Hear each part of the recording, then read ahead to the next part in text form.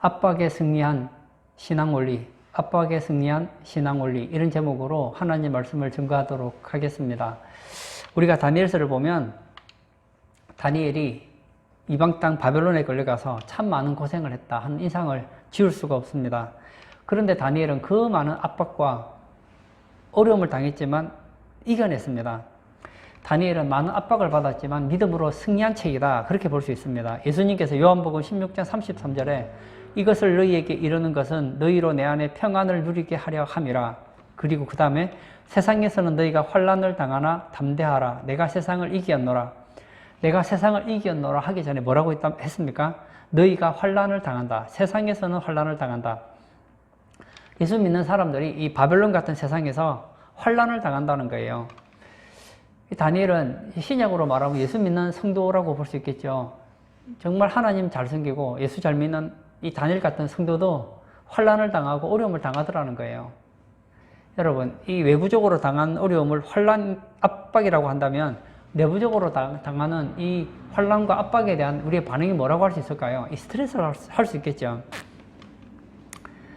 밖에서는 압박이지만 내부적으로는 스트레스가 되는 것이죠. 이 다니엘이 겪었던 이 압박이 대체 어떤 종류가 있는가 한번 살펴보려고 합니다. 첫 번째는 변화의 압박이 있습니다. 사람은 단조로운 걸 싫어하죠. 저는 보통 사람들하고 달라서 저는 단조로운 걸 참 좋아합니다. 제가 좋아하는 사람이 한 명 있는데 이 칸트라는 분이 계세요. 이 칸트는 하루 24시간 늘 똑같았대요. 예, 독일의 철학자 이 칸트는 아침에 일어나서 하루 24시간이 거의 삶이 똑같았대요. 대부분의 사람은 그렇게 단조로운 걸 좋아하지 않는 것 같아요. 그래서 이제 여자분들 같으면은 집을 좀 다르게 꾸미기도 하고, 그리고 한 번씩 안 가본 곳에 여행도 가고 싶어 하고, 똑같은 음식만 먹으면 질리니까 외식도 하기도 하고 그러잖아요. 그런데 급격한 변화는 완전히 다릅니다. 조금씩 변하는 것은 삶의 윤활유와 같지만 갑자기 급격한 변화는 굉장한 충격을 준다는 거예요. 이 다니엘은 세 가지 큰 변화를 겪었는데 어떤 변화를 겪었느냐? 첫 번째는 문화적인 변화입니다. 원래 이 다니엘은 히브리인이잖아요. 유대인 아닙니까? 그런데 그는 히브리어를 쓰는 사람이었는데 바벨론에 포로로 잡혀갔어요. 이 바벨론은 어떤 언어를 쓰느냐? 갈대아어를 쓰는 바벨론으로 잡혀갔다는 거예요. 예를 들면 이런 거죠. 자, 우리가 한국에 살잖아요. 한국어를 합니다. 근데 갑자기 에티오피아에 잡혀간 거예요. 우리 뭐 그리 이렇겠지만 에티오피아에 포로로 잡혀갔단 말이에요. 그러면 이전부터 완전히 삶의 문화가 달라지는 거예요. 언어가 어떤 언어입니까?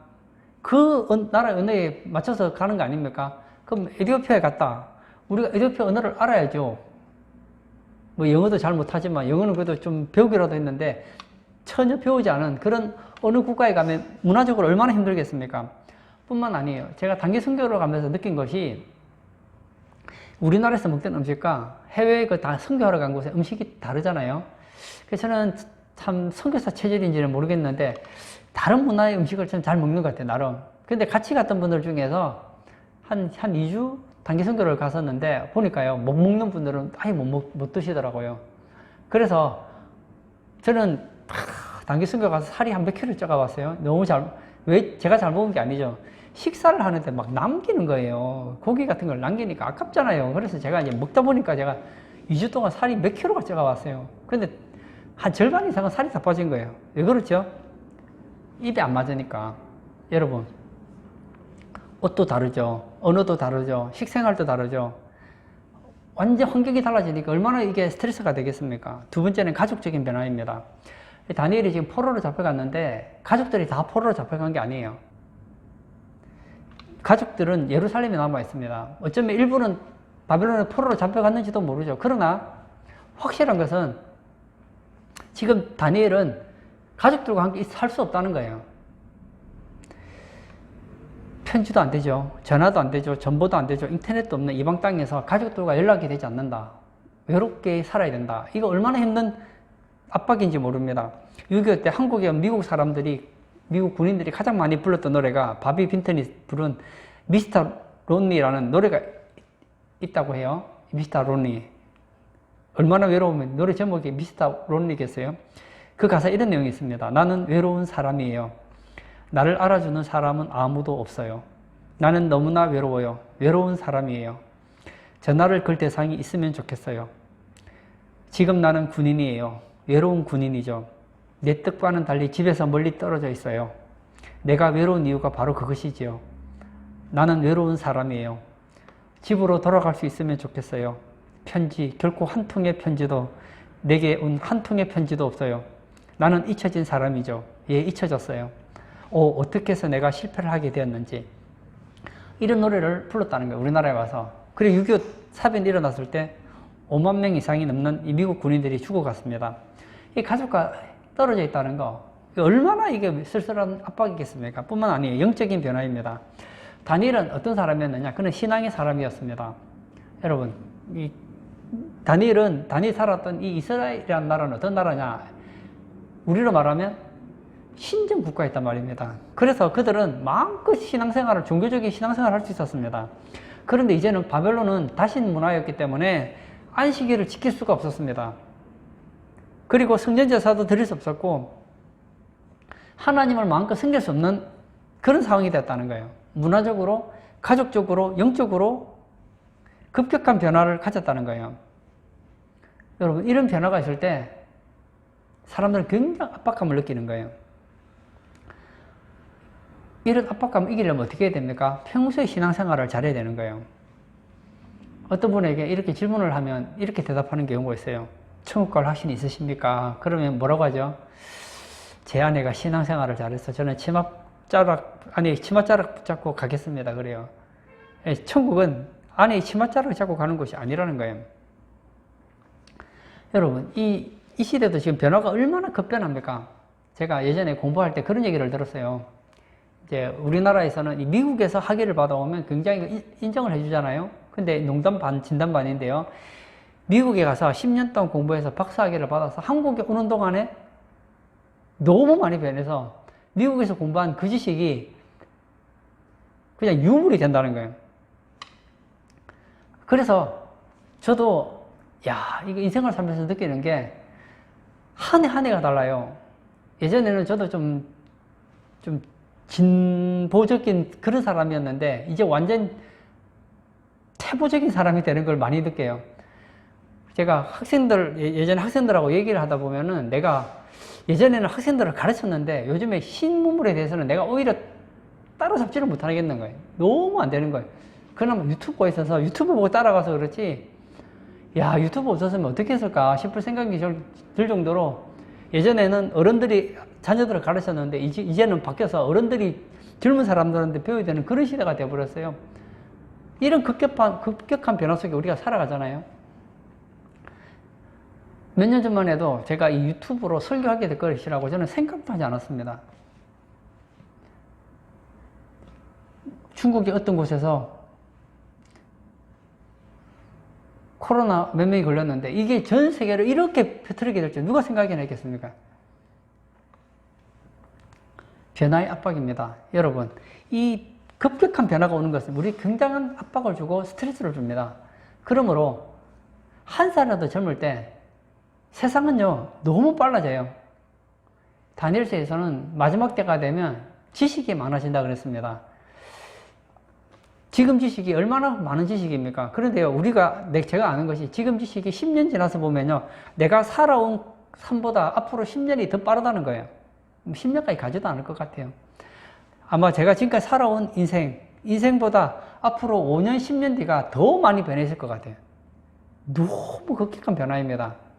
우리가 지금 신앙생활을 잘하지 않으면요, 막 정신없이 세상 변화에 따라가다 보면 정신이 없다니까요. 두 번째는 세뇌 교육의 압박입니다. 느부갓네살이 바벨론의 왕이 되어서 바벨론을 통치하는데 이 사람이 머리가 좋은 사람이에요. 사람을 통치하는데 어떤 식으로 통치해야 되는가? 어떻게 이 바벨론이라는 나라가 강할 수 있을까? 생각을 했습니다. 그래서 어떻게 하느냐? 전세 전쟁을 이긴 나라의 그 포로 중에서 엘리트들을 잡아와서 세뇌 교육을 시키는 거예요. 그래서 이 사람들을 바벨론 사람으로 동화시키도록 그렇게 했습니다.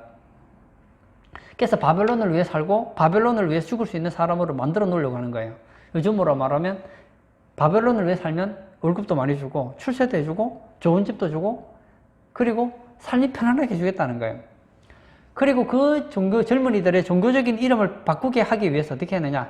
이름을 바꿨다는 거예요. 옛날에 일본 사람이 우리나라를 통치할 때 어떻게 했습니까? 이 창씨 개명을 했죠. 이름을 바꾸어서 민족성을 잃어버리게 하는 거예요. 다니엘과 세 친구들이 바벨론에 사로잡혀가서 그가 처음으로 당한 것이 뭐냐? 이름을 바꿨다는 거예요. 이 이스라엘 사람 이름에 엘이라든지 뭐 야가 들어간다. 그러면 그건 거의 그 하나님 그런 뜻을 가지고 있거든요. 다니엘이 무슨 뜻이냐? 하나님은 나의 재판관이시다. 근데 이름을 바꿔요. 뭘로요? 벨드사살. 벨은 바벨론 신의 이름이거든요. 벨의 금고를 지키는 자. 하나님은 나의 재판관이시다. 이 말을 벨의 금고를 지키는 자로 바꿔버렸어요. 그 다음에 하나냐는 하나님은 은혜로우시다. 그런데 이 하나냐 이름을 사드락으로 바꿉니다. 이 뜻은 뭐냐? 태양신으로부터 영감을 받은 자다. 이런 뜻으로 바꿉니다. 미사일은 하나님같이 강한 자가 누구냐? 근데 이름을 또 바꿔요. 메삭. 미의 여신 알죠? 아프로디테. 미의 여신을 예배하는 자다. 그렇게 이름을 바꿉니다. 그 다음 아샤라. 하나님이 도우신다. 근데 이걸 아벤노고로 바꿔요. 아벤노고. 느고라고 하는 바벨론 신의 종이다. 이런 뜻을 가지고 있다는 거예요. 왜 이렇게 합니까? 너희들이 섬겼던 여호와 하나님을 잊어버리라는 거예요. 너희 흘러간 과거는 잊어버리고 바벨론 사람이 되고 바벨론 신을 섬기면 너희에게 장래가 있고 행복이 있을 거라는 거예요. 여러분, 오늘날 우리 사회는 신문이라든지 잡지라든지 방송이라든지 인터넷 각종 미디어를 통해서 우리를 세뇌시킵니다. 그 세뇌의 핵심이 뭐가 있느냐? 우리 사상 속에 뭘 빼려고 하느냐? 하나님을 빼려고 하는 거예요. 과학이라는 이름으로, 그리고 문화라는 이름으로 우리의 사고 속에서 뭘 빼려고 하느냐? 하나님을 빼버린다는 거예요. 그 대표적인 사상이 뭡니까? 학교에서 학생들이라면 누구나 한 번씩 들어봤을 얘기, 이 진화론. 진화론은 이론이잖아요. 과학이 아니에요. 이건 하나의 그냥 가설이에요, 가설. 그런데 진화론이 객관적인 사실인 것처럼, 과학적인 사실인 것처럼 우리를 속입니다. 근데 여러분 보세요. 진화론을 받아들이면 어떻게 되느냐? 여러분, 세상이 존재하게 되는 이유는 두 가지밖에 없어요. 우연히 점점 진화해서 단세포에서 복잡하게 진화해서 인간이 되든지 아니면 처음부터 이런 인간이 만들어지든지 두 가지밖에 없거든요. 그런데 인간이 무엇인가로부터 진화되어서 만들어졌다면 하나님을 배제할 수 있는 거 아닙니까? 그리고 지금 우리 이 시대의 문화를 뉴에이지라고 하죠. 뉴에이지 사상이 뭡니까? 절대적인 진리는 없다는 거예요. 나도 맞고 너도 맞다. 나와 다른 것을 인정해 주라 그럽니다. 과연 그럴까요? 여러분, 절대적인 진리가 없다는 사상이 이 시대의 근본 사상이에요. 그래서 여러분, 열린 교육의 장점이자 단점이 뭐냐? 너의 의견이 맞다고 강요하지 마라. 그 사람이 너와 다른 의견을 가져도 그것도 맞을 수도 있고 너도 맞을 수도 있고 그것도 맞을 수 있다. 절대적인 진리를 부정합니다. 그럴까요? 아닙니다. 성경은 절대적인 진리예요. 내가 그렇게 생각하든 생각하지 않든 성경이 그렇다고 하면 그런 거예요. 예를 들어서 도둑질하는 게 나쁜 겁니까? 나쁘다고 생각하면 나쁜 것이고 좋다고 하면 좋은 것이잖아요. 근데 성경은 나쁘다 하면 나쁜 거라고요. 그게 나쁜 거예요. 불륜이 나쁜 겁니까? 결혼한 사람은 다른 사람하고 사랑을 나누면 안 되는가요? 사랑할 수 있지. 내가 지금 결혼한 남편이 마음에 안 들어요. 이미 마음으로 이미 헤어졌어요. 그런데 결혼을 하지 않았지만 어떤 남자와 정말 참 사랑을 나눈다면 그 사람과 사랑을 나눌 수 있는 거 아니냐. 얼마나 그럴듯해요. 제가 예전에 그 드라마, 저는 더러워서 못 보겠던데 그 드라마에서, 뭐 물론 그건 사실이 아니었어요. 어떤 한 배우가, 아주 잘생긴 배우죠. 이 배우가 드라마 속에서 그 남자를 굉장히 좋아하는 한 청년이 있었어요. 이 자매가 이제 그 형제를 굉장히 좋아하는 거죠. 좋아하는 거예요. 그런데 장난으로 이 남자가 뭐라고 얘기했느냐면, 나는 여자에게 관심이 없는 사람이다. 나는 남자를 좋아하는, 나는 동성애자다. 그렇게 얘기를 해요. 사실은 극 중에서 가짜예요, 가짜. 그런데 이 여자가 충격을 받죠. 그런데 그게 또 남자가 하나 나와요. 그리고는 동성애를 비하하는 한 남자가 나오는데 아주 못된 남자로 나와요. 그러니까 동성애자는 아니지만 그 사람들이 볼 동성애자로 평가되는 그 사람은 아주 젠틀하고 멋있는 사람인데 약간 문제가 있다면 사람들에게 동성애자라는 이유로 약간 폄하받는 사람이고, 또 한 사람은 동성애를 굉장히 싫어하는데 성질이 아주 뭐 같은 사람이에요. 그래서 사람들이 다 싫어해요. 그래서 하루는 이제 대화를 하게 되는 거예요. 그리고는 이 동성애자를 극혐하는 이 남자가 이 아가씨에게 얘기하는 거예요. 쟤는 동성애자다 하고 막 비하를 해요. 그때 이 아가씨가 처녀가 뭐라고 하느냐면, 동성애자가 뭐가 어땠어요? 내가 충격이 됐어요. 왜요? 아마 그분은 극 중에서만 그렇게, 실제로는 내 동성애자 결혼하지는 않을 것 같아요. 동성애자면 어때요? 사랑하면 됐지. 남자는 왜 남자를 사랑하면 안 되는데요? 뭐 그렇게 해요. 그래서 이 남자가 당황해가 가는 거예요. 나중에 알고 봤더니 동성애자가 아니었다. 그래서 뭐 행복하게 둘이 교제했다. 이렇게 끝나는데 이 미래를 묘하게 돌리는 거예요. 묘하게 돌리는 거예요. 실제로는 여자인데 역할 속에서는 이 여자가 취직을 못하니까 남자처럼 역할을 하는 거예요. 근데 그 직장에 있는 어떤 남자가 자기는 남자를 사랑해서는 안 되는 남자인데 이 여자같이 생긴 남자를 보면 자꾸 감정이 뛰는 거예요. 그 점점점 사랑하는 마음이 생긴 거예요. 나중에 알고 보니까 뭐죠? 그게 여자였단 말이에요. 근데 이 남자는 그 여자인 남자에게 어떻게 고백하느냐? 나는 네가 여자든 남자든 상관없어. 왜냐? 난 너를 사랑하니까. 감동적이잖아요. 이런 식으로 뭐 합니까? 우리 사상 속에서 하나님 말씀을 하나씩 하나씩 빼내는 거예요. 아, 그렇지. 사랑하면 되지. 사랑한다고 되는 게 아니에요. 옛날에 우리 그 유행가에 아주 멋진 노래가 있었어요.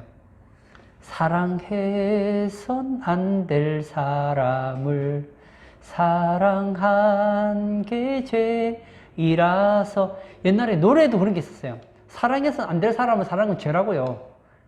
근데 지금은 그런 노래가 의미 없어져 버렸어요. 성경은 말합니다. 사랑해선 안 될 사람은 사랑하면 안 되는 거예요. 내가 한 여자를 사랑한다는 것은 그 외에 다른 남자는 사랑하지 않고 다른 여자는 사랑하지 않겠다는 걸 의미하는 거예요. 이건 절대적인 진리라고요. 근데 이 절대적인 진리를 파괴하기 위해서 제일 좋은 방법이 뭐냐? 하나님을 빼버리면 돼요. 하나님이 없으면 돼요.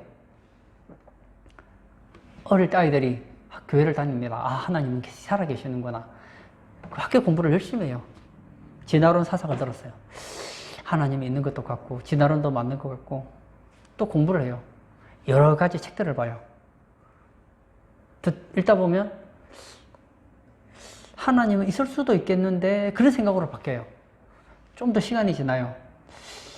하나님 없을 수도 있겠는데, 그러다 보면 하나님이 빠지면 그 다음부터 신앙은 끝나버리는 거예요. 여러분, 이것이 바로 느부갓네살의 창시계명의 원리란 말입니다. 그리고 핍박의 압박이 있었습니다. 바벨론은 피정복민들에게 굉장히 잘해줬습니다. 단 한 가지, 종교 문제에 있어서만큼 엄격했다는 거예요. 그래서 다니엘서 3장과 6장에 보면 어떤 일이 나오는가? 다니엘의 세 친구가 느부갓네살이 세운 우상 앞에 절하지 않기 때문에 불 속에 던져집니다. 그리고 다니엘서 6장에 보면 이 다니엘이 하나님 앞에 하루에 3번씩 기도하는 이유로 사자굴에 들어가게 됩니다.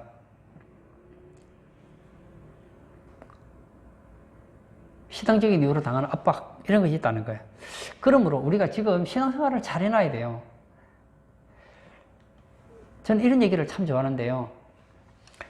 뒷산을 등산할 수 없는 사람이 나는 에베레스트를 등반하겠다. 그 말이 될까요? 나는 한라산을 등반 못하는 사람이 나는 에베레스트를 등반하겠다. 그건 말 안 되는 거 아닙니까? 여러분, 지금 내 신앙도 제대로 감수 못하는 사람이 이런 신앙적인 압박이 온다면 어떻게 견뎌내겠습니까? 앞으로 세계는 점점 더 우리의 사상 속에서 하나님을 빼버리려고 할 거예요. 끊임없는 변화 속에서 우리로 하여금 신앙에 관심을 가지지도 못하도록 할 거예요. 예전에 제가 어릴 때도 아니에요. 제가 주일학교 교사를 할 때만 해도 아이들이 우리가 전도한다고 여름 성경학교 때 북을 둥둥, 요즘 같으면 그 이해도 안 되겠지만 북을 둥둥 치면 이유도 없어요. 북 치는 거 이유만으로 애들이 몇십 명이 줄줄줄 따라와요. 그러면 교회에서 찬양하고 율동하고 뭐 성경 동화 이런 거 들려주면 그것만 가지고 애들이 재밌다 그랬어요. 요즘에 인터넷 때문에 스마트폰 때문에 애들이 교회에서 아무리 재밌게 해도 애들 호주머니에 돈을 빼앗으려고 하는 그 사람들하고 사업가들하고 어떻게 경쟁이 되겠습니까? 그러니 그 변화 속에 빠져들어가다 보니까 교회 가고 싶지가 않은 거예요.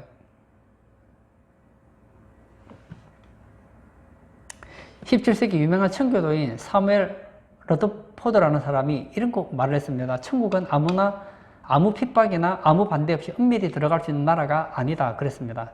무슨 얘기입니까? 어떤 사람은 나는 예수 믿지. 하지만 난 교회는 안 나갈 거야. 나는 예수 믿지. 하지만 전도 안 해. 나는 예수 믿지. 하지만 기도 안 하지. 나는 예수는 믿지. 그렇지만 사람들에게 내가 예수 믿는다는 얘기는 절대 하지 않지. 나는 예수 믿지. 그러나 사람들에게 내가 예수 믿는다는 것을 그 누구도 알지 못하게 하지. 심지어는 내 가족들조차 내가 예수 믿는다는 걸 모르게 나는 신앙생활을 하지. 그런 사람에 대해서 이분은 이렇게 고백하죠. 뭐라고 하느냐. 이런 사람이 천국 가면 하나님께서 나도 너를 모르겠다. 그렇게 부인하신다는 거예요. 오늘 예배 참석하신 사랑하는 성도님, 이 다니엘이 당했던 이 압박이 다니엘만의 압박일까요? 우리 압박 아닙니까? 그리고 절망의 압박이 있었습니다. 다니엘서 9장에 보면 이 다니엘은 성경이 해박했거든요. 예레미야의 말씀을 알았습니다. 바벨론 포로 생활 70년이 지나면 해방이 될 것을 알았어요. 앞으로 이 세상에 짐승 적그리스도가 나오고 전쟁과 황폐함이 있고 수많은 사람들이 배도하게 된다는 것, 이런 역사를 다 알아버린 거예요. 그래서 어떻게 되느냐. 다니엘서 7장 15절에 보면 나 다니엘이 중심에 근심하며 내 머릿속에 환상이 나를 번민하게 한지라. 그 미래에 일어날 그 환상을 다 알고 나서 번민이 왔다는 거예요. 그리고 8장 27절에도 보면 이에 나 다니엘이 지쳐서 여러 날 앓다가 일어나서 왕의 일을 보았느니라. 얼마나 지쳤는지 앓다가 쓰러졌다는 거예요. 여러분, 다니엘이 당한 이 압박, 우리가 이렇게 많이 당하지는 않았지만 다니엘은 이 무시무시한 압박 가운데서도 승리했다는 거예요. 그러면 압박을 이긴 다니엘의 원리는 무엇일까요? 저는 한 3가지 정도를 생각해 보려고 합니다. 첫 번째, 다니엘은 하나님을 아는 사람이었다는 거예요. 여러분, 하나님을 안다는 것은 성경을 아는 것을 의미하지 않습니다.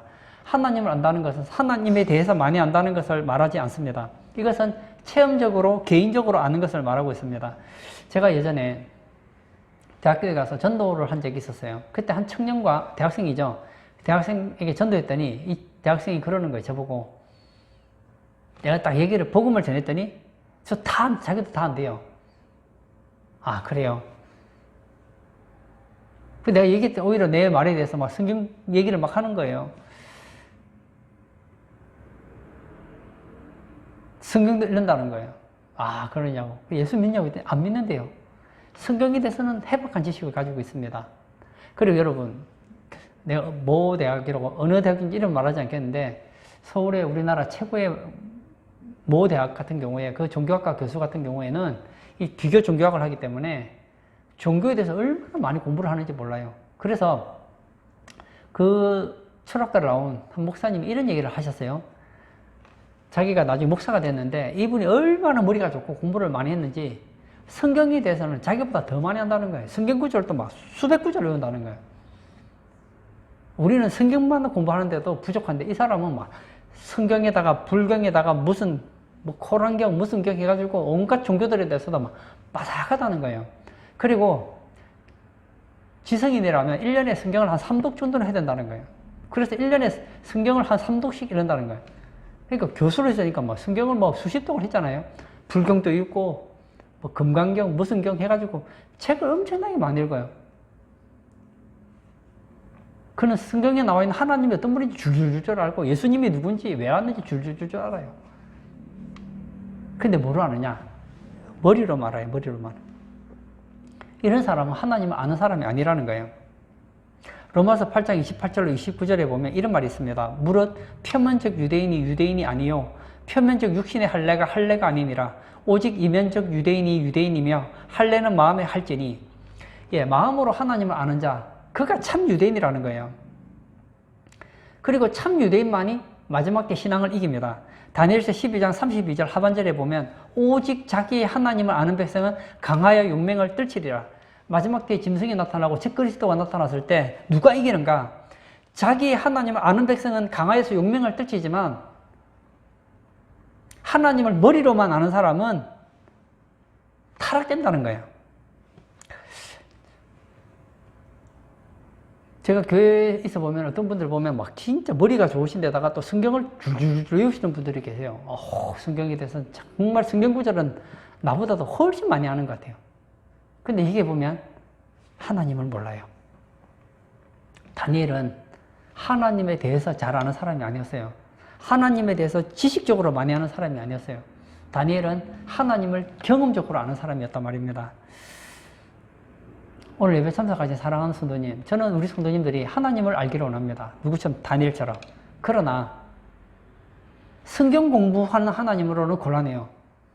성경 공부 하나님은 객관적인 사실이지만 성경에 나와 있는 하나님과 내가 경험한 하나님 만나야 되는 거예요. 저는 기도하면 응답받는다고 저는 공부했습니다. 저는 기도하면 응답받는다를 알아요. 그뿐만 아니라 저는 기도에 응답을 받았습니다. 이것이 하나가 되는 거예요. 하나가 되는 거예요. 기도하면 응답받는다는 공부는 했는데 기도 응답은 받아본 적이 없어. 그럼 이 사람은 기도를 모르는 거예요. 성령 충만에 대한 책은 많이 읽어서 성령 충만이 뭔지는 알았는데 난 성령 충만을 경험해 본 적이 없다. 그럼 성령 충만을 모르는 거라고요. 하나님의 인도를 받는다는 게 성경에 나와 있잖아요. 예. 하나님 인도 받는 게 어떤 것인지 공부는 했어. 알았어. 근데 나는 하나님 인도를 한 번도 받아본 적이 없어요. 그럼 하나님 모르는 거예요. 제가 예전에 전도사 때 한 청년이 제게 이런 상담을 했어요. 전도사님, 제가 상담하고 싶은 것이 있습니다. 그래요. 그래서 내가 얘기하세요. 했더니 자기가 기도해서 응답을 받았다는 거예요. 축하드립니다. 했더니 그런데 자기가 예전에 응답을 받아서 응답이라고 생각했는데 보니까 틀렸더라는 거예요. 또 응답을 받았는데 응답 받았다고 생각했는데 틀리더라는 거예요. 이번에 또 응답을 받았는데 이제는 이게 응답인지 아닌지 헷갈린다는 거예요. 그래서 자기가 응답받은 얘기를 하면서 이게 맞는지 안 맞는지 좀 분별해달라는 거예요. 그 얘기를 다 들어보니까 이 청년은 기도해서 응답다운 응답을 한 번도 안 받아본 거예요. 그게 모르는 거예요. 응답을 받아본 적이 없으니 응답이 뭔지를 모르는 거예요. 근데 기도에 대해서 얘기하면 줄줄줄줄 나오는 거예요. 여러분, 이런 지식 가지고는 압박을 이길 수가 없습니다. 하나님을 경험적으로 다윗처럼 시편 23편 저는 참 좋아하는데 다윗의 시 아닙니까? 여호와는 나의 목자시니 내게 부족함이 없으리로다. 이것이 머리로 아는 사람과 경험적으로 아는 사람은 달라요. 다윗은 하나님을 수없이 경험하면서 깨달았습니다. 하나님은 나의 목자시구나. 따라서 나는 부족하지 않다. 나는 사망의 음침한 골짜기로 다닐지라도 해를 두려워하지 않는다. 이런 고백이 어디서 나옵니까? 천만인이 나를 둘러 찐찐다 해도 나는 두려워하지 않는다. 이런 고백이 어디서 나옵니까? 하나님을 알았기 때문에 가능하다는 거예요. 다니엘이 세 친구가 어떻게 해서 불 속에서 이길 수 있었을까요? 다니엘이 어떻게 사자굴 속에 들어가는데도 신앙을 지킬 수 있었을까요? 하나님을 알았기 때문이라는 거예요. 두 번째, 다니엘은 뜻을 정한 사람이었습니다. 다니엘서 1장 8절에 보면 다니엘은 뜻을 정하여 왕의 음식과 그가 마시는 포도주로 자기를 더럽히지 아니하리라 하고 뭐라고요? 뜻을 정했다. 그래서 왕의 음식과 왕이 마시는 포도주로 자기를 더럽히지 않겠다. 그렇게 뜻을 정했다는 거예요. 왕의 음식, 왕의 포도주가 나쁜 게 음식이 아니었습니다. 그런데 문제는 뭐냐? 이것은 이 당시 음식은 전부 바벨론의 신들에게 바쳐지고 그 다음에 나온 음식이었거든요. 그래서 나는 하나님을 섬기는 사람인데 우상에게 바쳐진 음식을 먹는다는 것은 그 당시 어떤 의미를 가지고 있는가? 나는 그 신을 인정한다는 것이 된단 말이에요. 그래서 난 먹지 않겠다는 거예요. 사람들이 그랬는지도 모르죠. 왜 너만 유별나게 믿으려고 하느냐. 그냥 고기 주면 먹으면 되는 것이고 마시고 좀 마시면 되는 거 아니냐. 그리고 부와 명예와 권력을 얻으면 되는 거 아니냐. 신앙을 혼자서 믿으면 되는 거 아니냐. 꼭 그렇게 별나게 믿어야 되느냐 했는지도 모릅니다. 그러나 다니엘은 뜻을 세웠습니다. 우상에게 바쳐진 음식은 먹지 않겠다. 전 이 말을 참 좋아해요. 작심 3일이라는 말 있잖아요. 뜻을 세우면 며칠 간다고요? 3일은 간대요. 그러면요 3일 뒤에 흐지부지 되면 3일마다 작정을 세우면 되잖아요. 제가 예전에 초등학교 다닐 때였던 것 같아요. 중학교 때도 그랬고, 이 방학 때가 되면 이 달력지를 찢어서 거기다가 이제 이게 동그랗게 해서 이제 하루 1일 계획표를 세워요. 그리고 나서 막 새벽부터 해서 밤 12시까지 공부하는 이제 하루 1일 계획표를 세우잖아요. 공부도 안 하는데 막 그때는 얼마나 방학이 되면 계획이 큰지, 그러면 막 하루에 공부만 10시간 이상을 해요. 실제로는 그렇게 하지도 못하는데, 그렇게 뜻을 세우고 나면요, 하루 이틀 정도는 해요. 한 3일쯤 되면 하기 싫어지더라고요. 그럼 살 때면 안 하게 되더라고요. 근데 보세요. 뜻을 세우니까 3일은 하게 되더라고요. 여러분, 다니엘이 처음부터 나는 우상에게 바쳐진 음식 먹지 않겠다, 우상에게 바쳐진 포도주 마시지 않겠다, 뜻을 세웠기 때문에 이길 수 있었던 거예요. 처음부터 뜻을 세우지 않으면 그냥 져버려요. 저도요, 제 나름대로 100% 지키지는 못하지만 제 나름대로 뜻을 세운 게 몇 가지가 있거든요. 내가 여기서 말하지는 않겠어요. 내가 아침에 일어나면 내가 이걸 하겠다고 뜻을 세운 게 있어요. 어떤 날은 못할 때도 있어요. 그러나 뜻을 세우니까요, 대체로 하게 돼요. 내가 하루에 이건 하겠다 그렇게 뜻을 세우니까 대체로 돼요. 100%는 안 돼요. 그런데 대부분 하게 되더라고요. 처음부터 뜻을 세우는 게 얼마나 중요한지 모릅니다. 예수 믿는 사람들이 처음부터 나는 식사 시간에는 무조건 기도한다, 뜻을 딱 세우면요, 기도할 수 있어요. 그런데 뜻을 세우지 않으면 어떻게 되나니까, 사람들이 보고 있으면 혹시나 예수 믿는다고 놀리면 어떡하나, 그러면 기도 못하게 되거든요. 예를 들어서 나는 직장 가면 뭐 성경을 한 장씩 읽겠다, 아니면 아침에 일어나서 내가 성경을 한 장씩 보겠다, 뭐 그렇게 뜻을 세우면 못할 때도 있지만 할 확률이 높아진단 말이에요. 뜻을 세우지 않으면 아예 못하게 돼요. 제가 예전 일방대학원을 다닐 때 교수님들하고 이 논문 발표를 하고 나면 저는 그게 참 싫던데 꼭 술자리를 가요. 또 꼭 식사를 하면 또 술을 꼭 제공을 하는 거예요. 그리고 교수님들이 이 대학원 학생들에게 술을 한 잔씩 따로 줘요.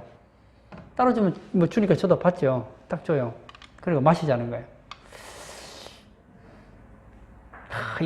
나는 대학원생이기도 하지만 나는 신학생이고 또 이 전도사인데 내가 이거 술을 마셔야 되나 말아야 되나 그런 고민을 해보질 않았어요. 왜냐? 나는 처음부터 술을 안 마신다고 뜻을 세웠기 때문에 그게 문제가 안 되는 거예요. 그래서 내가 딱 봤더니 술 안 마신 사람이 두 명 있었어요. 한 명은 누구냐? 전도사 나고 또 한 명은 목사님 아들이 한 명 있었어요. 그 우리 둘은 뜻을 세워서 안 먹는 거예요. 그래서 저는 그때 이거 술을 안 마시면 무슨 불이익이 있는가 하고 생각했었어요. 그리고 나서 술을 거절하니까 나하고 나 동갑이었어요. 거기는 박사고 난 석사였는데 여하튼 그렇게 해서 이제 안 마셨어요. 안 마시니까 자기들끼리 잘 마시더라고요. 그리고 나서 막 눈이 벌겋게 돼서 다 돌아갔어요. 가서 그 다음날 됐어요. 제가 조교로 앉아 있으니까 교수님 한 명씩 와서 저한테 얘기를 하는 거예요. 그때까지 얘기 안 했는데 내가 술을 안 마시니까 저한테서 이제 자기 하소연을 하는 거예요. 자기는 논문 발표할 때 제일 싫은 게 한 가지 있대요. 내가 이게 뭔가요? 했더니 술 좀 안 마셨으면 좋겠다는 거예요. 그래서 자기가 오늘 논문 발표가 있는데 나는 술을 안 마시니까 나한테 그 얘기를 한 거예요. 자기가 술을 적게 먹는 방법을 터득했다는 거예요. 저 방법이 뭔가요? 했더니 다른 사람에게 술을 많이 마시게 하면 된다는 거예요. 그렇군요. 했어요. 그래서 제가 오늘은 내가 술을 한 잔이라도 덜 먹기 위해서 다른 사람이 술을 많이 마시게 하겠다는 거예요. 그렇군요. 또 다른 교수님 또 왔어요. 또 얘기하다가 나오는 거예요. 어제 술을 많이 마셔서 막 속이 더부룩해서 막 고생했다는 거예요. 오늘은 내가 술을 될 수 있으면 작게 마시겠다는 거예요. 어떻게 하시겠습니까? 했더니 다른 교수들하고 다른 그 대학원생들한테 막 술을 먹이겠다는 거예요. 그날 저녁이 됐어요. 교수님들 대부분 술을 많이 마시고 싶어 하지 않는다는 걸 알았어요. 또 술자리 갔어요. 술자리가 아니고 식사를 또 논문 발표하면 또 식사를 또 해요. 하니까 또 술을 따르는 거예요. 술을 적게 마시겠다는 교수님이 어떻게 하는가 하고 봤어요. 봤더니 앞에 같이 식사하고 술 마시는 사람 술을 따라주는 거예요. 마시면 계속 따라주는 거예요. 근데 자기가 마시면 또 다른 교수님이 또 계속 따라주는 거예요. 무슨 얘기인지 알겠죠? 본인들도 힘들어요. 힘들어. 술 마시는 것도 쉬운 게 아니에요. 그게 진짜 술 좋아해서 마시는 사람은 극히 드물더라고요. 근데 제가 공부해보니까요. 술을 안 마신다고 불이익이 없더라고요. 오히려 더 좋아하더라고요. 왜냐, 내가 안 마시면 자기들이 더 마실 수 있으니까 오히려 더 좋아하더라고요. 내가 무슨 말 하는지 알겠죠? 내가 만약에 예수를 믿지만 술 좀 마시면 어때? 마실 수도 있지. 사회생활을 마실 수 있지. 그럼 마시게 돼요. 예를 들어서 나는 배우가 아니지만 배우예요. 근데 요즘에 나는 그 돼지머리 앞에 절하시는 그 감독이나 그런 배우들도 나는 다 돼지머리 앞에 절한다고 해서 영화가 잘 되고 연극이 잘 된다, 드라마가 잘 된다고 생각하지는 않아요. 그런데 그냥 앞에서 하던 걸 보고 그냥 따라하는 것 같아요. 그래서 어떻게 하죠? 드라마 찍기 전에 돼지 콧구멍에다가 입에다가 돈 10,000원짜리 쑤셔놓고 50,000원짜리 쑤셔놓고 그 앞에다가 절하잖아요. 잘 되게 달라고 절하잖아요. 그럼 그 배우들 중에서 교회 다니는 사람도 있을 거, 안 다니는 사람도 있을 거 아닙니까? 대부분 다 절을 해요. 왜 합니까? 혹시 감독 눈에 잘못 보일까봐. 아니에요. 안 한다고 해도 그렇게 불이익이 없을 것 같고요. 그리고 예수 믿는 것 때문에 그런 불이익 당할 것 같으면 한번 당해보는 거 좋지 않아요? 처음부터 뜻을 세워야 된다는 거예요. 뜻을 세워야 이길 수가 있습니다. 세 번째, 다니엘은 참된 믿음의 사람이었다는 거예요. 믿음이라는 것은 대상이 있어야 됩니다. 여러분, 하나님 어떤 하나님으로 믿고 있습니까? 다니엘이 믿었던 하나님은 어떤 하나님이냐? 살아계신 하나님이시다. 내가 믿는 하나님은 죽은 신 아니다. 살아계신 하나님이시다. 다니엘이 믿고 있는 하나님은 어떤 하나님이신가? 모든 것을 아시는 하나님이시다. 다니엘이 믿고 있는 하나님은 어떤 하나님이시냐? 하나님은 돌보시는 하나님이시다. 다니엘이 믿는 하나님은 어떤 하나님이시냐? 전능하신 하나님이시다. 다니엘이 믿는 하나님은 어떤 하나님이냐? 우리가 하나님을 위해 헌신하면 하나님께서는 좋은 것으로 보답하신 하나님이다. 그런 믿음을 가지고 있었다는 거예요. 여러분이 믿고 있는 하나님은 어떤 하나님이십니까? 다니엘은 하나님에 대한 신관이 분명했습니다. 그는 하나님을 믿고 있었습니다. 어떤 하나님요? 살아계신 하나님, 능력의 하나님, 모든 것을 아시는 하나님, 나를 도우시는 하나님. 그런 하나님 믿었기 때문에 그 모든 압박을 이길 수 있었다는 거예요. 상식적으로 한번 생각해 보십시오.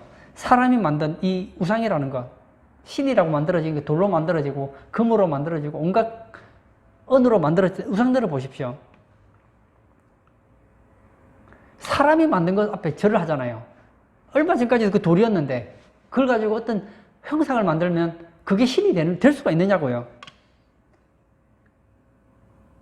근데 누군가 그 앞에 절을 하고 누군가에게 권을 하죠. 그러면 저 사람과 좋은 관계를 맺기 위해서 엎드려 절하기 시작하면 이게 숫자가 급격하게 늘어나는 거예요. 처음부터 하나님에 대한 바른 믿음을 가지는 것이 좋습니다. 내가 이 어려움을 당해도 하나님은 이 어려움을 도와주실 거야. 보상하실 거야. 이런 확신을 가져야지 이길 수 있다는 거예요. 결론을 짓고자 합니다. 예수님께서는 이렇게 얘기하셨습니다. 담대하라. 내가 세상을 이겼노라. 그러므로 너희도 담대하게 세상을 살아라. 그렇게 말씀하고 있습니다. 여러분, 다니엘은 성경에 나온 인물들 중에서 좀 독특한 인물입니다. 아브라함, 믿음의 조상이죠. 그러나 아브라함이 잘못한 게 있죠.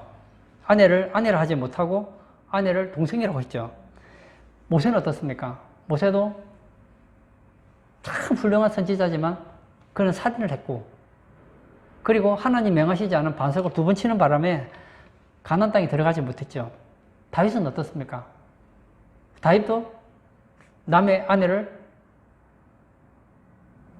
보고 음욕이 일어나서 불륜을 저지르잖아요. 그리고 살인을 저질렀던 살인자 아닙니까? 솔로몬은 어떻습니까? 이스라엘 나라에 우상을 만들어서 우상이 퍼지도록 한 장본인 아닙니까? 그런데 성경에 보면 다니엘은 단점을 찾기가 어렵습니다. 왜냐? 다니엘도 인간인데 왜 허물을 했겠습니까? 하나님께서 그 허물을 다 덮어주셨다는 거예요. 에스겔서 14장 20절에 보면 인류 역사상 가장 믿음이 좋은 세 사람을 성경은 가르쳐 줍니다. 비록 노아, 다니엘, 욥이 거기에 있을지라도 나의 삶을 두고 맹세하노니 그들도 자녀는 건지지 못하고 자기의 공의로 자기의 생명만 건지리라. 주 여호와의 말씀이니라. 세상이 망한다고 하더라도 자기 믿음으로 살아날 사람이 세 사람이 성경에 등장하는데 누구냐? 노아, 다니엘, 욥입니다. 근데 놀라운 것은요, 이걸 누가 예언했느냐? 에스겔이 예언했거든요. 노아 옛날 사람이에요. 욥 옛날 사람이에요. 그런데 다니엘과 에스겔은 동시대 사람이에요. 에스겔이 살았던 그 시대 에스겔이 예언할 때 그때 다니엘은 살아있었단 말이에요. 그런데 그 에스겔이 다니엘이 살아있는 그 사람을 보고 뭐라고 했느냐? 다니엘은 세상이 망한다고 해도 믿음으로 살아날 사람이다 하고 칭찬을 들었던 걸 보게 됩니다. 다니엘서 11장 11절에 보면 하나님께서 다니엘에게 이렇게 말을 합니다. 은총을 크게 받은 사람 다니엘아. 뭘 받았다고요? 은총을 받았다는 거예요. 여러분, 하나님 은총 받으시고 싶으십니까? 그렇다면 저도 여러분 똑같은 얘기를 하고 싶어요. 오늘 제가 3가지 원리를 가르쳐 드렸는데요. 하나님을 알아야 돼요. 그리고 뜻을 세워야 돼요. 그리고 하나님에 대한 바른 믿음을 가져야 됩니다. 그럴 때 우리는 하나님 앞에 은총을 받게 됩니다. 사실은 우리는 다니엘보다 더 큰 은총을 받았어요. 왜냐? 하나님께서 우리를 사랑하셔서, 아니 나를 사랑하셔서 독생자를 이 땅에 보내주셨고 나를 위해 십자가에 죽으시고 부활하시고 제 문제를 해결하시고 나를 하나님 자녀 삼아주셨다면 다니엘보다 우리가 하나님께 더 큰 은총 받은 사람 아닙니까? 그러므로 이 압박이 많은 세상 속에서 우리를 너무 세상이 혼란시키게 만듭니다. 너무 빠른 변화, 너무 세상이 빨리 돌아가다 보니까 나도 모르는 사이에 변화를 쫓아가다 보니까 하나님을 잊어버리는 거예요. 그리고 이 세상의 문화가 우리로 하여금 하나님 사상을 빼버리려고 그래요. 그리고 우리 안에 보세요. 주변을 보세요. 우리를 절망시키고 낙심시키는 문화들이 얼마나 많습니까? 그러므로 우리에게 뭐가 필요하느냐? 신앙이 필요합니다. 오늘 예배 참석하신 사랑하는 성도님, 다니엘이 믿음으로 이 압박을 이겼잖아요. 세상을 이긴 이김은 이것이니 너희의 믿음이니라. 여러분들도 다니엘과 같은 그런 믿음을 가지시고 정말 이 압박 가득한 세상 속에서 믿음으로 승리하시고 하나님께 큰 은총을 받은 사람 누구야 칭찬 들을 수 있는 그런 우리 성도님 되시기를 축복합니다. 아멘. 예, 우리 한번 같이 기도하기를 원합니다. 우리가 신앙생활하면서 어려움 없으면 참 좋겠지만 우리 의지와 상관없이 우리는 많은 어려움을 당해야 합니다. 왜? 세상이 우리를 내버려 두지 않아요. 우리에게서 하나님을 빼앗아 가려고 하는 거예요. 하나님을 가지면 박해를 함으로써 우리로 하여금 신앙생활을 잘 못하게 하려고 합니다. 그러므로 우리에게 믿음이 필요합니다. 죽은 이성적인 믿음이 아니라 경험적인 믿음. 그런 믿음 말입니다. 이 시간 기도할 때 주님, 다니엘과 같이 이 혼란스러운 세상 속에 살아가면서 이 바벨론과 같은 세상 속에 살아가면서 내 믿음을 빼앗으려고 하고 나에게서 하나님을 잊어버리게 만드는 이 문화 속에서 정말 하나님을 잊지 않고 날마다 하나님과 동행하며 뜻을 세워서 이 압박 많은 세상 속에서 승리하는 그런 승리자가 되게 해달라고 우리 기도하시고 자유롭게 개인 기도하도록 하겠습니다.